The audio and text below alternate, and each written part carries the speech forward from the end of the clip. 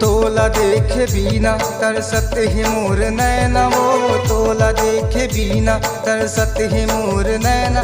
मोर दिल के पिंजरा खाली करके उड़ चले तै मैना वो, उड़ चले तै मैना वो। तोला देखे बिना तरसत है मोर नैना, वो तोला देखे बिना तरसत है मोर नैना। मोर दिल के पिंजरा खाली करके उड़ चले तै मैना वो, उड़ चले तै मैना वो।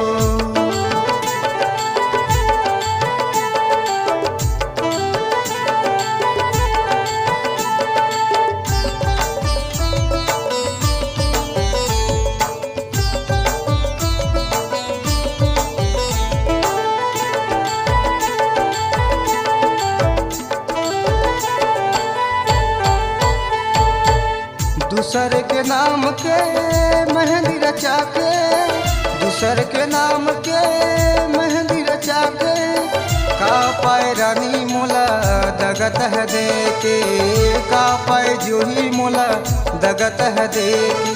शीशा जैसे, शीशा जैसे, शीशा जैसे दिल की कर दे है सौ टुकड़ा वो, शीशा जैसे दिल की कर दे है सौ टुकड़ा।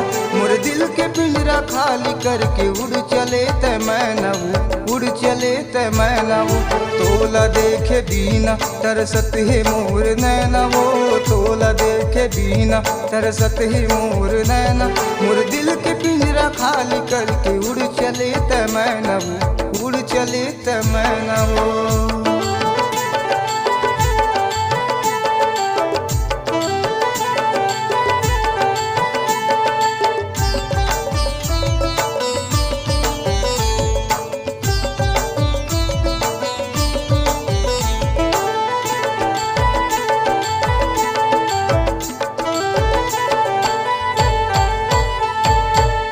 काश दूठा दिल होतिस मोर सीनमा, काश दूठा दिल होतिस मोर सीनमा। तकलीफ नहीं होतिस रानी मोला जी माँ, तकलीफ नहीं होतिस रे मोला जी। सोच नहीं मोर बारे का करता बात माने वो, सोच नहीं मोर बारे का करता बात माने।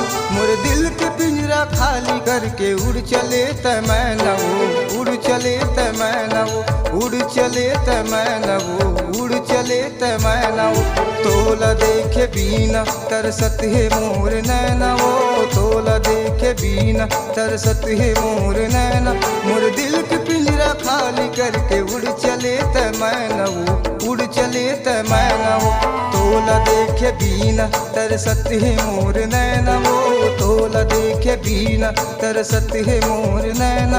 मोर दिल के पिंजरा खाली करके उड़ चले तै मैना वो, उड़ चले तै मैना वो, उड़ चले तै मैना वो, उड़ चले तै मैना वो, उड़ चले तै मैना वो, उड़ चले तै मैना वो।